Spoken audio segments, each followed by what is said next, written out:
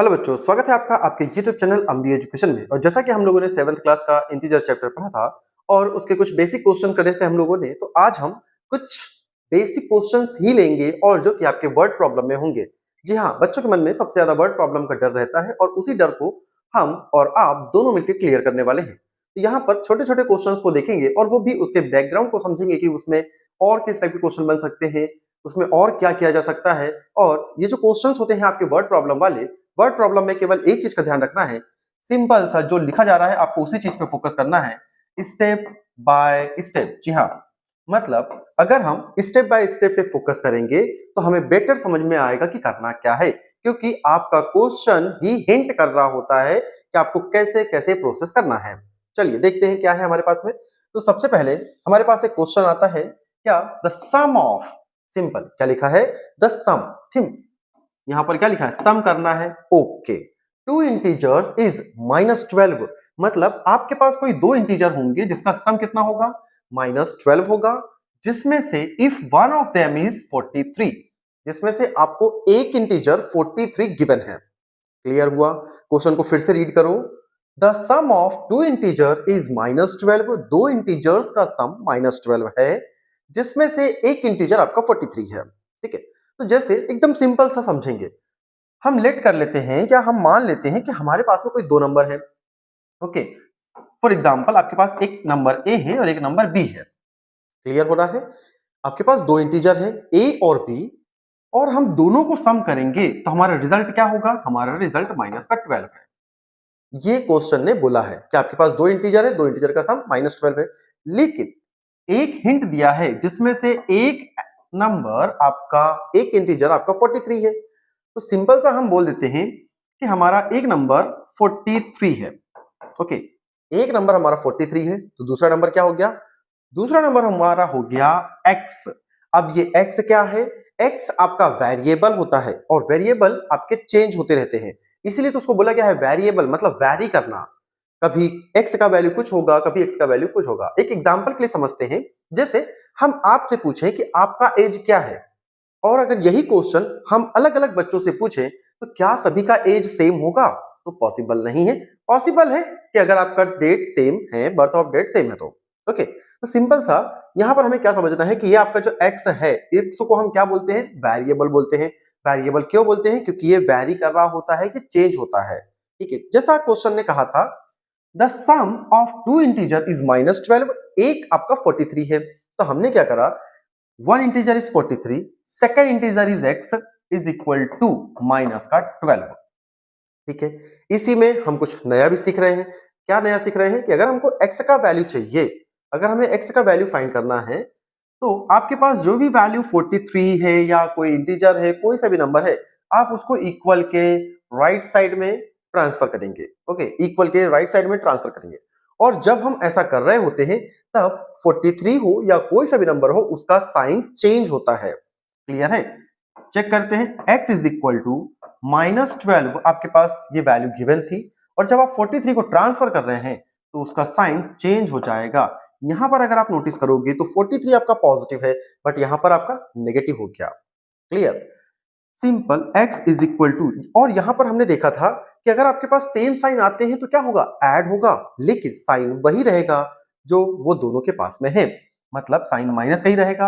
अब आप देखो, -12 -43, आप जब सम करोगे तो कितना होगा, 3 2 5, 4 + 1 5, तो आपका फाइनल आंसर कितना हो गया, -55।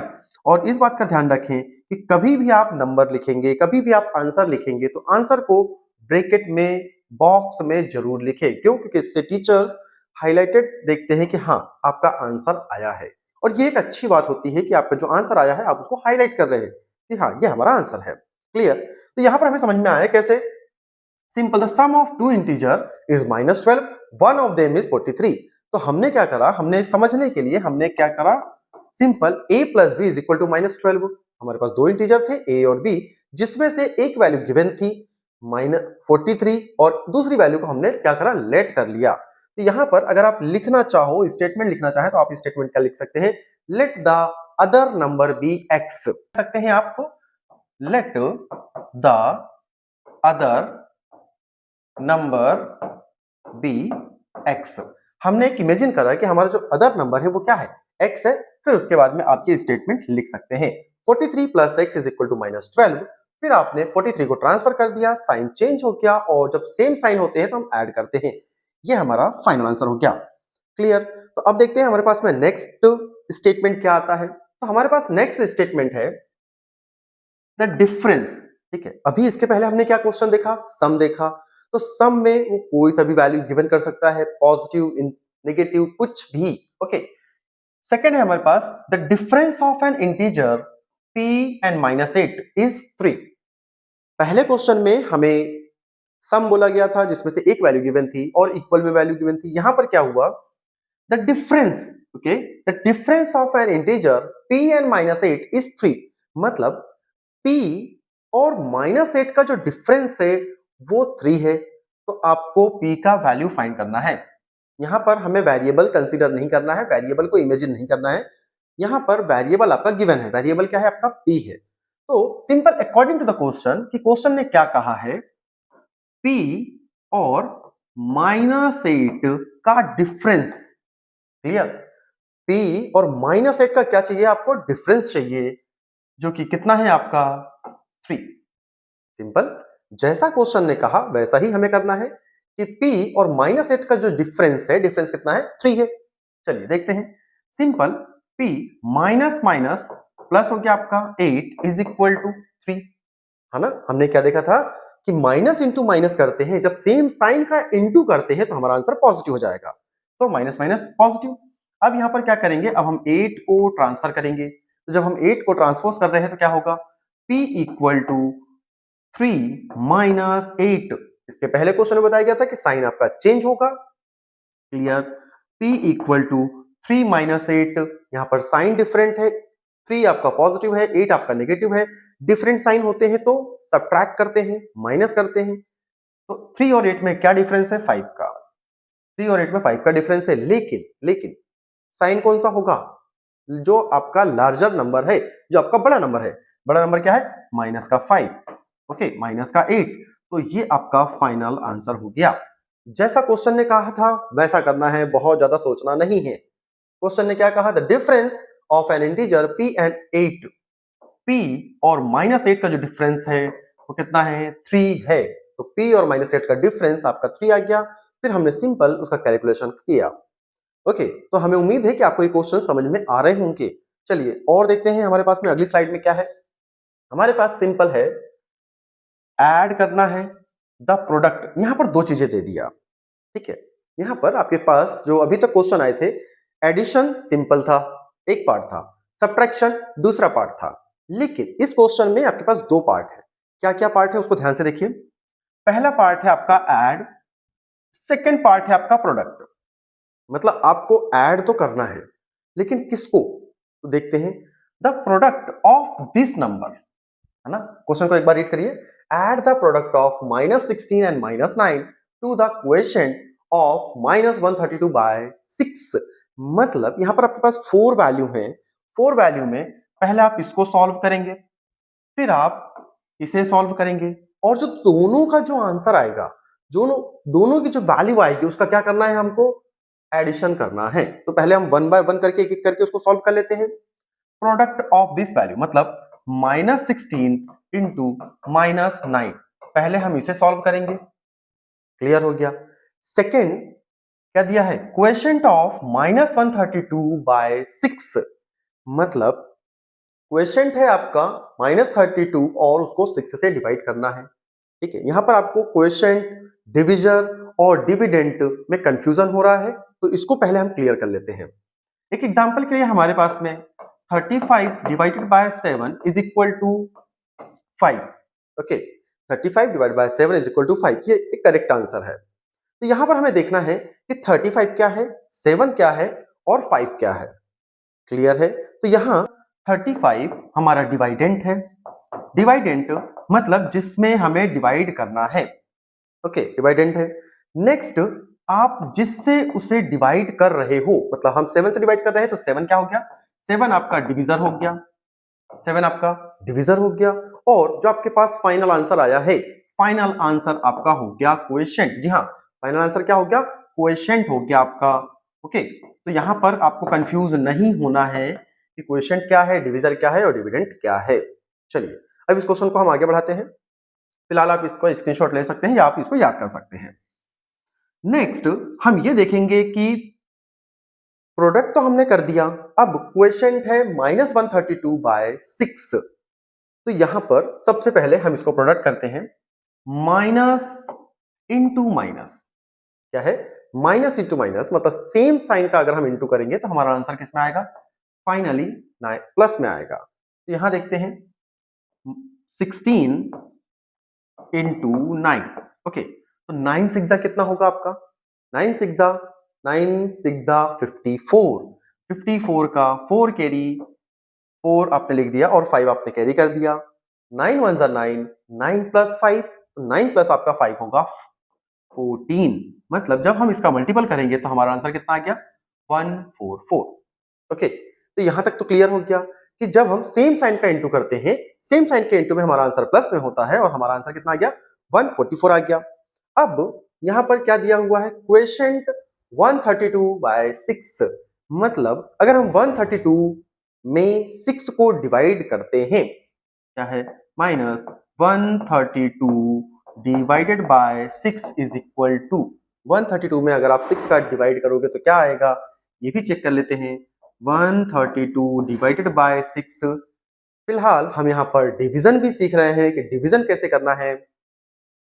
2 3 6, 2 6 12। ओके, 2 6 12, लेकिन यहां पर हमारे पास 1 बचा है, रिमाइंडर बचा है। 2 6 अगेन 12, मतलब ये कंप्लीटली डिवाइड हो गया। नेक्स्ट 3 1 3, 3 2 6, 3 2 6। मतलब जब आप -132 में 6 का डिवाइड करोगे तो क्या आ जाएगा आपका 22। लेकिन लेकिन लेकिन साइन कौन सा होगा, नेगेटिव। क्यों, क्योंकि हमारे पास में सिंगल यहां पर एक ही नेगेटिव साइन है।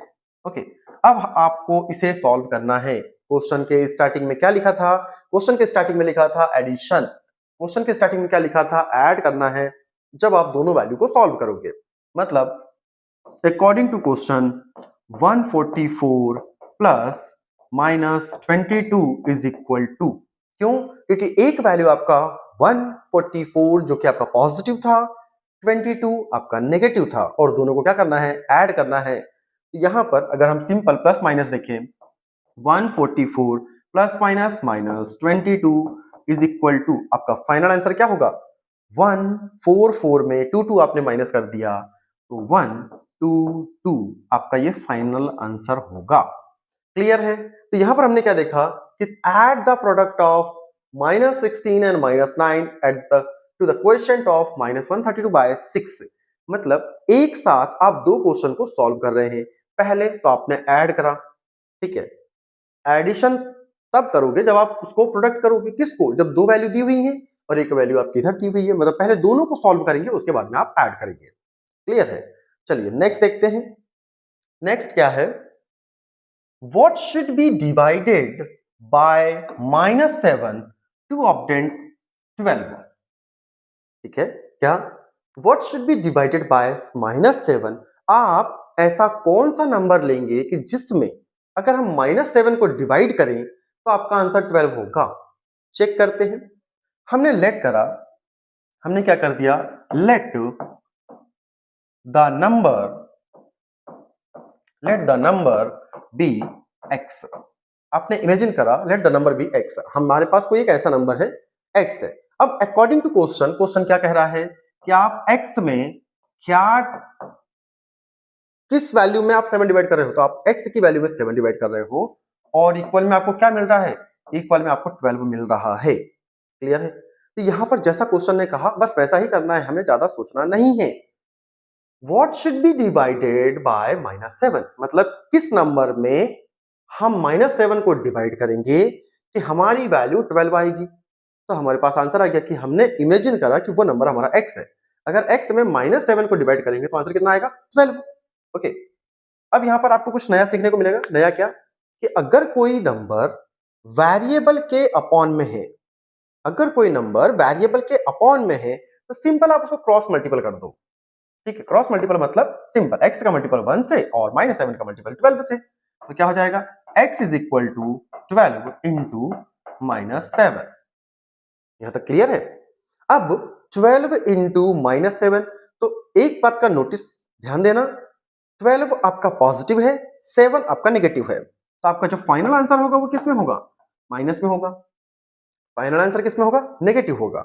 अब 12 इंटू 7, 12 इंटू 7, 7 टू जा 14, 1 कैरी, 7 1 जो 7 और 1 8, 84।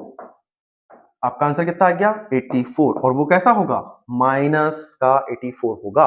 अब आपको वेरीफाई करना है कि क्या आपका आंसर सही है या नहीं है।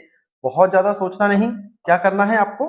सिंपल, क्या था? x बाय 7, x का वैल्यू कितना है आपके पास? 84, जो कि माइनस में है।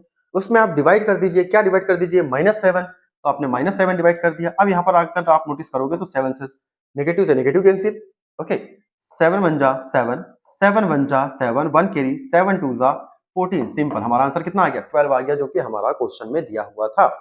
ओके, तो उम्मीद है कि ये आपको समझ में आ रहे होंगे कैसे करना है, क्या स्टेटमेंट है, क्या नहीं है, और उस क्वेश्चन को कैसे सॉल्व कर सकते हैं। मल्टीपल में है तो प्रोडक्ट में क्या होगा, या फिर मल्टीपल में है तो डिवाइड में जाएगा, डिवाइड में है तो मल्टीपल में जाएगा। मतलब यहाँ पर आपके पास जो वेरिएबल के साथ जो वैल्यू है उसके साथ कैसा ट्रीट करना है, उसको कब ट्रांसपोज करना है, कब डिवाइड में भेजना है, कब मल्टीपल में भेजना है।